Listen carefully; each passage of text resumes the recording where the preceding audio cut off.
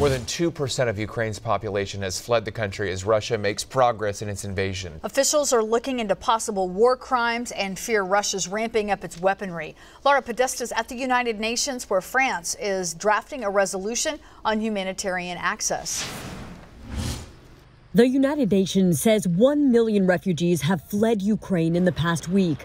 Some of them ended up here in Berlin, where volunteers are offering shelter and supplies. I had to get out from this hell, and now I'm here. I hope I'm in a safe place. Back in Ukraine, authorities say more than 2,000 civilians have been killed. Russian strikes are hitting schools, hospitals. The prosecutor of the International Criminal Court announced an investigation into Russia's possible war crimes and crimes against humanity. We're keeping the door open to a diplomatic way forward. That's going to be very hard to happen without military de-escalation.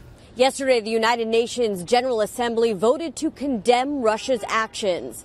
The U.S. ambassador says Russia is preparing to increase the brutality of its campaign.